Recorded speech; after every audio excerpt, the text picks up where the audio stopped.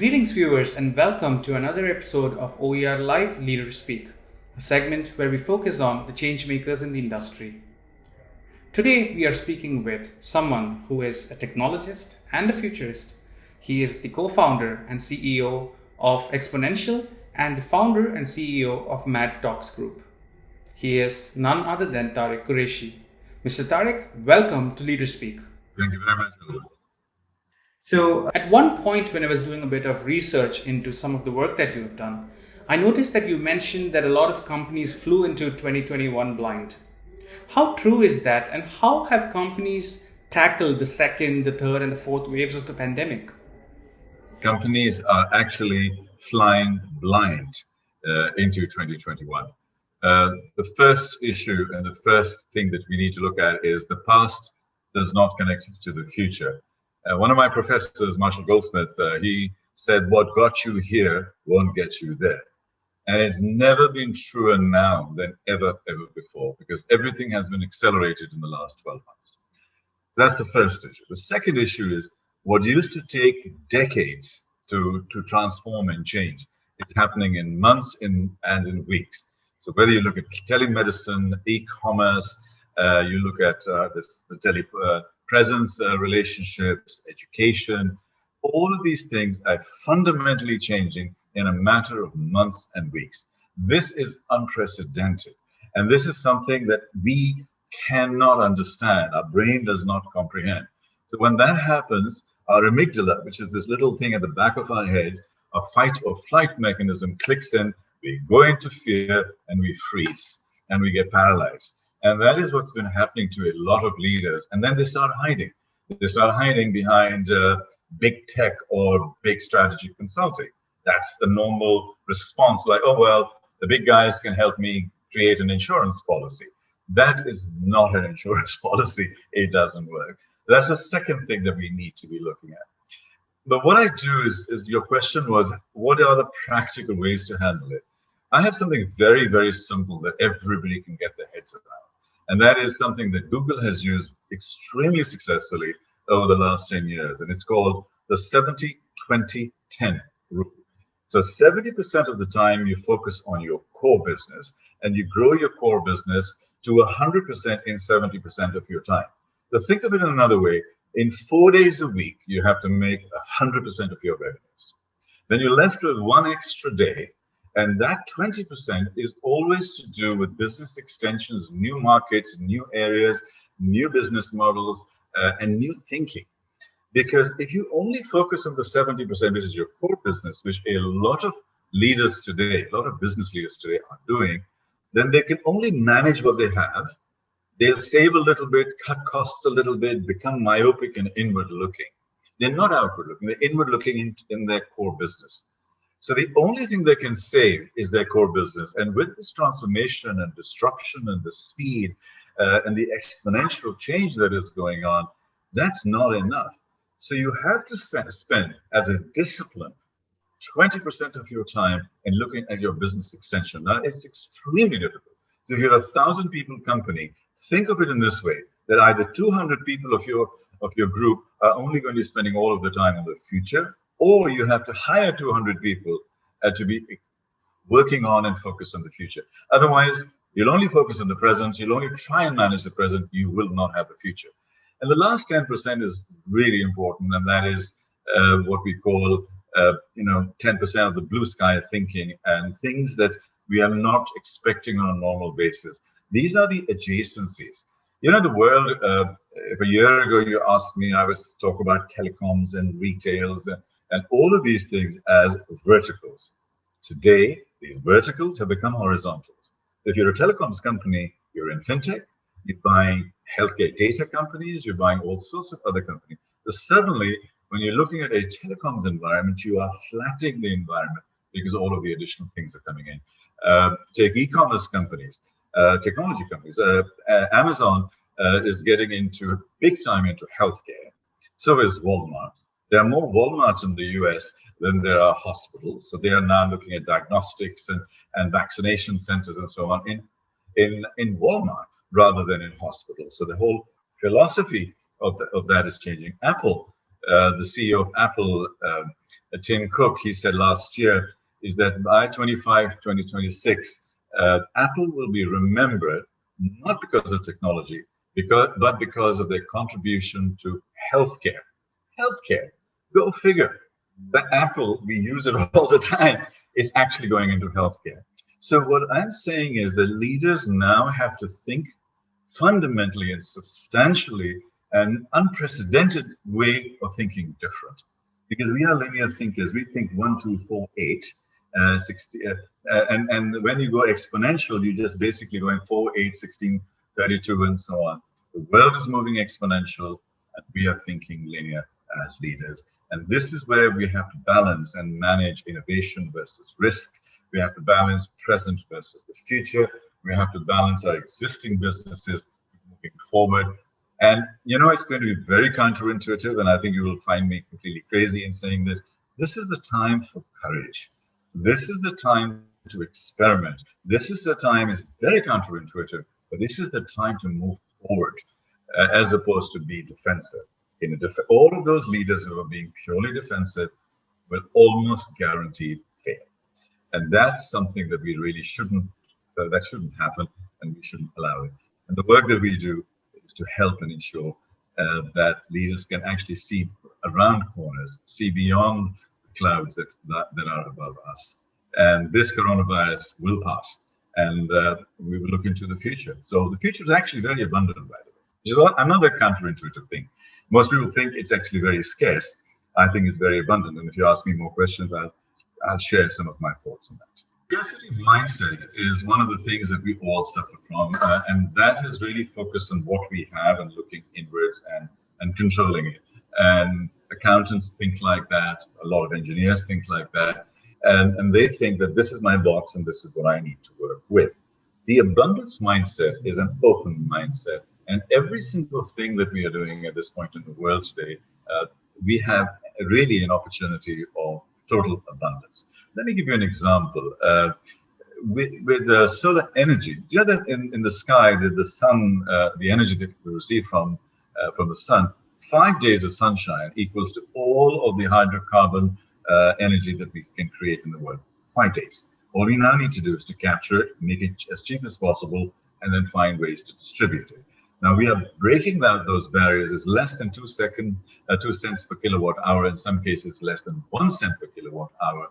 And it's going to become ubiquitous and free and democratized in the next 5 to 10 years. So if you have free energy, you have free water. You have free water, you can have irrigation and agriculture. And if you have that, you have free food. So what I'm saying is, I know it's very utopian thinking, but the philosophy and mindset is that we need to keep things open. So I'll give you an example of Elon Musk. Elon Musk is a classic example of abundance thinking. He doesn't think of what he doesn't know. He doesn't think of what he doesn't have. He knows where he wants to go. And then he knows that over the next 3, 4, 5 years, there will be this chasm that he's going to fall into. But he never bet against human ingenuity. It's what he says, and a lot of other top-level CEOs say, never bet against human ingenuity, because we will keep finding new ways to do new things. Let me give you a simple example of thinking about abundance.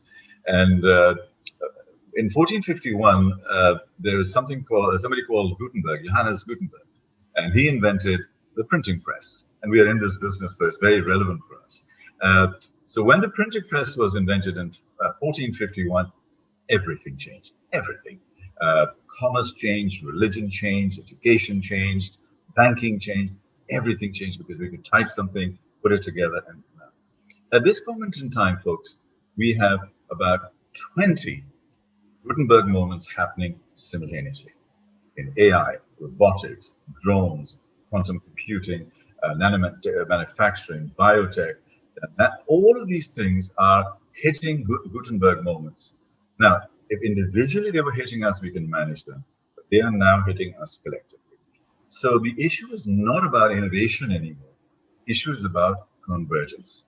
All of these things are converging, and a lot of the exercises and the programs we do, we take about 3 technologies and so say, okay, if these 3 technologies converge, what would happen? So for example, take a flying car, for example. A flying car or a flying drone, to describe it another way, has LiDAR technology, has AI in there, has automation in there, has a lot of nanotechnology in there. There is new material science in there. All of these are there individually. So there are about 20 to 30 different kinds of technologies and engineering in a flying drone. So when that happens, it means everything is converging. This is what creates abundance. And it creates abundance in a way that we cannot anticipate. Because suddenly when you put a drone together with AI, together with quantum computing, together with, 3D printing, and you start applying these technologies and crossing over, the things that come out of that are things that we do not expect. And that's the fundamental shift. And this is how the world is moving. Just look at something very relevant to us, which is the coronavirus at this moment in time. I was talking to the CEO of Moderna about 2 weeks ago. It was a global conference and I was moderating. And Stefan was the CEO. He said that they came to the first set of clinical trials in 42 days from the time that he started. 42 days. And he said that we could have actually had the vaccine ready in August, September, if the authorities had enabled them to have the manufacturing capability. The authorities said, no, it can't happen so fast. This seems too fast. And therefore, everything was sequential. And that's where millions of additional people died, just because the governments were thinking linear when the creators and the scientists were going exponential.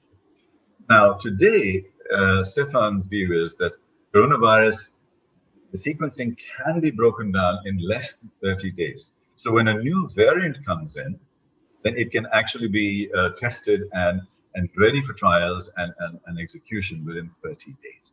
This used to take years. That's abundance, folks. This is why we have a vaccine in less than 12 months from the time that it started, and over 100 million have been vaccinated. Because a lot of people are saying, the skeptical ones, that it can't happen, it takes 5 years and so on. But when you add AI, artificial intelligence, quantum computing that they are using, and all of the science and the platforms that they have built, that's the reason why we have. And he was talking about the mRNA, the messenger RNA, which is in Pfizer and Moderna and AstraZeneca, not the Sinopharma, which is from China. And that's based on the old kind of vaccine testing. But even that has been accelerated. So the creation of data and opportunities has completely explodes our opportunities. Now let's talk about disruption and disruptive technologies.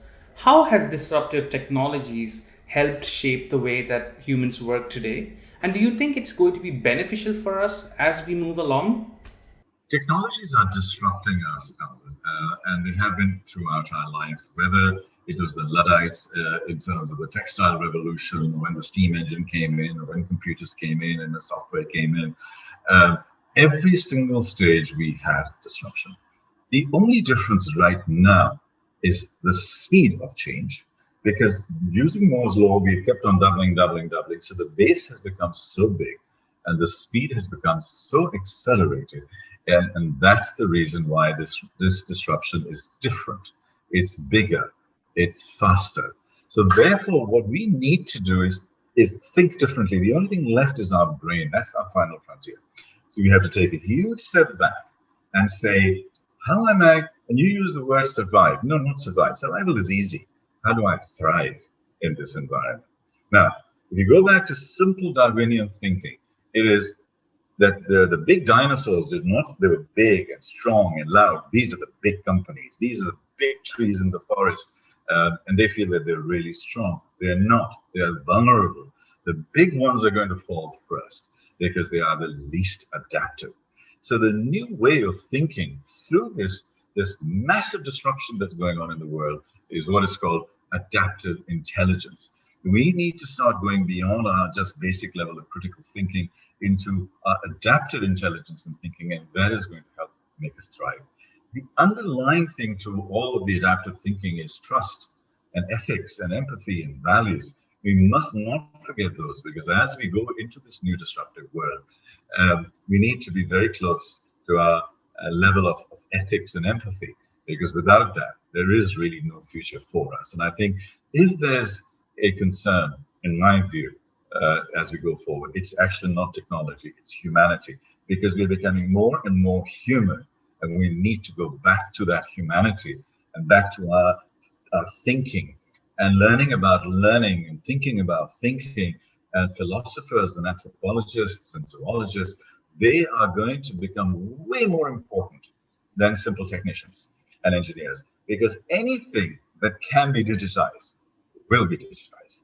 And anything that, because it's 1,000 times cheaper and 1,000 times faster, but anything and everything that cannot be digitized, like love, harmony, common sense, heart, soul, spirit, trust, empathy, connection, all of these things will be 100 times more valuable. So the way we need to rethink ourselves is to become more human, not less. Use technology as an enabling force and then take it forward. And I think this is the sort of thinking which is very difficult for leaders to cope with. I was talking to, I work with a lot of big tech and also big strategy consulting firms, and they go in and provide the same stuff and a little bit of what I would call incremental thinking and incremental new products. Just putting a sort of online capability for your credit card on your cell phone is not the feature of digitization in banks. That's very iterative and incremental. New banks are going to be, the strategy is going to be based around human and empathy and thinking like that. It'll be based around the utilities of banking. So if you look at banking as a simple thing, banking only has three basic functions: store money, which is our account, to transfer money, and lending in credits. That's those three. So if those three can be put in a little wallet, in a little box, and connected to the cloud, we don't need branches. We don't need anything else. The biggest financial institution in the world today, in terms of users and so on, is Ant Financial. Ant Financial is going to be $1 trillion company in the next couple of years, and bigger than all of those people. Why? They don't have a single branch, and they are just doing things completely differently. So the way we have to, as leaders, think that if Jack Ma comes and attacks us, or if Jeff Bezos comes into our country, if all of these new players come in, what are we going to do in that environment? That's the kind of question you need to be asking ourselves. So we need to build a multitude of new skills: storytelling, listening, questioning, how to ask more questions, curiosity, adaptive thinking, and adaptive intelligence. All our multiple intelligences need to come together. And this is what leaders need to work with. Technology is great. And as I work with the major tech companies, I tell them 80% of the solutions you can keep providing through technology, but 80% of transformations and innovation programs fail. And the reason they fail is that the mindset shift has not happened. So we need to work on the mindset shift, the leadership prerogatives, the ability to come together and think through a new set of questions, not just look at your core business, but look at the adjacencies on the side and see how we can bring them in. Look at completely different business models, and think in a way that enables you to create abundance rather than only trying to defensively manage what you've got. I hope that answers some of the questions. I know I spoke about a lot of wide issues, and that, I hope that that will help the audience to understand some of the key elements there. Now, you spoke quite extensively about artificial intelligence and machine learning. Now, do you think there is space for something like artificial intelligence in today's world? And do you think ethics is going to be playing a big part as we move along? 99% of the jobs, in some way or the other, directly or indirectly, will be affected by artificial intelligence. 99%. So the way we do it is very simple. I just picked up these two pens. I see artificial intelligence on this kind of two axes. On one side, you need compassion. On the other side, you need optimization, high and low. So if you think of it like that, any business that does not need compassion and is only repetitive in nature will 100% go to AI. The other businesses where we need compassion with AI, so like counseling, like even being a CEO, they need artificial intelligence to support them and to enable them. But they have to use their brains and their compassion and the humanity and so on. So what we now need to start doing is to divide up our artificial products. That every job is going to be affected by AI. Like every job got affected by software and computing. 35, 40 years ago, people were worried about accounting softwares coming in and Microsoft coming in. But all of these things, we learned new things. So we need to learn new things. So AI should be there to serve us and to support us. And this, again, I go back to trust and ethics. We need to trust our AI. There should be ethics. That should be an integral part of being the concept creation of that particular product. So, for example, you put AI into your loan or insurance software, and says, well, you are not going to give this thing to Indians living in Dukum area. Why? That's unethical. Or you're not going to give it to blacks. So you're not going to give it to women. Why? So those are ethical issues. So therefore, what we need to start doing is actually learning about philosophy and ethics and all of those key elements, because that's the information that we put into our AI system. So AI is a very difficult space at this point in time. It's going through that middle transition where everything is in play. We can potentially come out very successfully from it by managing AI. There is an AI ethics agency that is being established in the European Union right now as we speak. And I think this is the kind of thing that should happen in every country, in every business sector. Every major association needs to start asking these questions, whether it's in banking, or oil and gas, or whatever it is. The question is, so what are we doing on the ethics of AI? How can we build trust using our AI when it comes to our consumers? Those are the new questions. Not, is it faster? Is it cheaper? Is it, no, is it helping you in an ethical way? And I think we keep going back to trust and ethics and empathy. And I think those key questions will keep coming back to you again. Now, here is one of the obvious questions that we must address today, and that is, do you think artificial intelligence will take over certain key sectors where humans will be replaced by machines? The movement towards AI is not evenly distributed all over the world. So sometimes we get worried and paranoid about how it's going to affect it. It's not going to affect everybody all at the same time. So that's the first thing. If you take a 10-year view, it'll affect everybody. But how it affects individual industries, individual countries and places will be paced out over time. So that's the first question. The second is that AI should be used to support human beings and to enable human beings, not to replace them. Where AI can do a job 100 times better and 100 times cheaper, give it to them. For example, self-driving cars. It is inevitable and it will happen. And it's going to happen faster than you think. So if that's the case, all truck drivers and all taxi drivers and so on will by definition disappear by 2025. Does that mean all of these people will be unemployed? No, they will be in different kind of roles. So at this point in time, we need to anticipate that and create transition roles and create transition opportunities and so on. Now, some jobs will become more and more valuable. The job of a teacher, the job of a counselor, the job of a carer, the job of a doctor or a nurse that provides. See, in the future, doctors will become less important than nurses in terms of giving care, because a lot of the diagnosis will come from your AI. Actually, you and I, when we're talking to each other, if I'm the doctor and you're my patient, you want wisdom from me. You want me to have the human touch and connection, while the AI is actually providing me with all the information.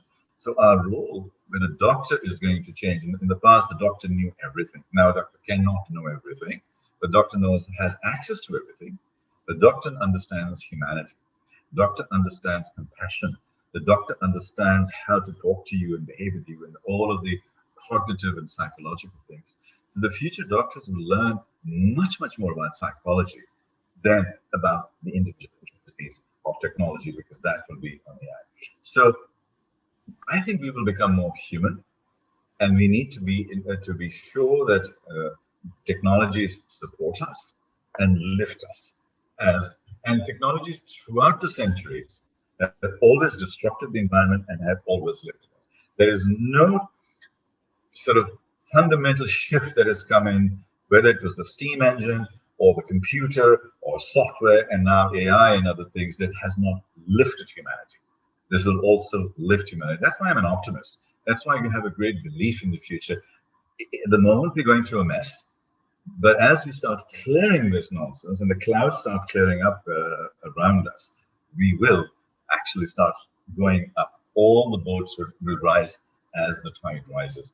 And I think this is one of the things that we need to be very careful with. Now, you haven't asked me that question, but with your permission, I'll speak about this. And this is about the current recovery from the COVID crisis.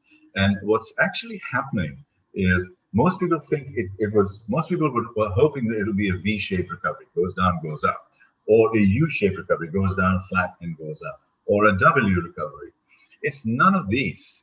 Is actually what is called a K-shaped recovery. There is a leg at the top and a leg at the bottom. The K leg at the top are the big cap companies, the technology companies, the government supported companies, the companies that receive all of the stimulus checks and things like that. That's the top line. And they are growing disproportionately. So there are more billionaires being created, more e-commerce being created, more technologies in biotech being created. So that's on the top part of the K. The bottom leg of the K are SMEs, those companies that are not receiving, and the disparity between the top and the bottom leg is getting bigger and bigger and bigger. And this is something, folks, that we need to be able to address, because this is going down disproportionately fast, and this is going up disproportionately fast. So the disparity in income and outcomes and learnings and is massive, and this is really the critical thing. Now, can this lower leg come back up again? Sure, it can. Now, so that is, I mean, in Oman, in our region, there are so many SMEs that are absolutely struggling, and they sadly continue to struggle unless there's a fundamental shift. So we need to bring in technology-enabled things that will go up. We need to look at new revenue models and new business models that will help to lift them up. We need to have a lot more empathy and connection with these people to start these companies. So wherever you can help an SME, help them. If you need, I don't know, your groceries, and there is a small grocery shop which is providing and delivering services to you at home, use that instead of going to Amazon. Use that instead of going to somebody else, because you've got to give them a leg up when they are down.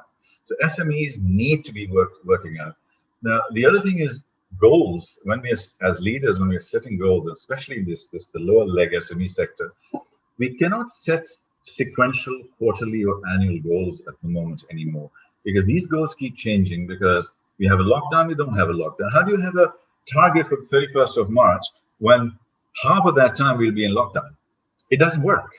So we've got to be able to find ways to do our targeting and our goal setting that is adjustable and that is measurable. So think of it like an accelerator and a brake, like driving a car. We just can't drive at one speed and saying, we're going to get to the airport in 45 minutes. If there's traffic, it's going to take 1 hour. If there's no traffic, late at night, it might take 35 minutes. So we have to calibrate it like that. We need to create these buffers in these zones to build this. So remember, K-shaped recovery. So you as leaders need to decide, if you're lucky enough to be on the top half, enjoy it, but don't forget these, because ultimately these are your consumers. And if you are unfortunately at the bottom half, look at new business models, new revenue generation, new environments to work with, and this is what needs to be focused on for this to come back up again and to start converging and harmonizing over the next 1 or 2 years. These are the kinds of things that you need to be looking at. According to you, Mr. Tariq, what are the 3 key changes that you hope to see in the near future? 3 predictions. Yeah, I think a lot of the industries that are very, very data-driven, I know it's very obvious, but they will be on the top leg and they will absolutely take off through the roof. And so there are 10, 15, 20 industries that we can identify. They are going to explode in terms of opportunities. So I think that is one big prediction.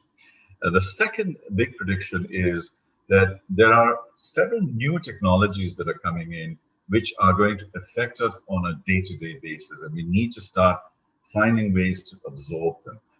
One of them is blockchain, which will come into our banking environment and our securities and environment and so on. It might even come in our news environment, and it's likely that it will start doing that too. Drones and technologies related to that, we are going to see self-driving cars faster than you think. If you think it's going to happen because we love our Ferraris and the growl of the big engine, you know, in 2, 3, 4 years' time, it's going to be very, very historical. So I think automation is going to, and self-driving cars and everything related to that is going to be massively, massively accelerated. And the third thing is that in the healthcare sector, actually fourth is education, but healthcare and education are the two areas that will be most disrupted, and especially healthcare. Healthcare is an $8 to $10 trillion industry globally, and expected to double over the next 25 years. But the existing pharma and the existing companies are very, very likely not to survive that change. So that's another massive, massive growth area. So my predictions are healthcare and education massively disrupted. Excuse me.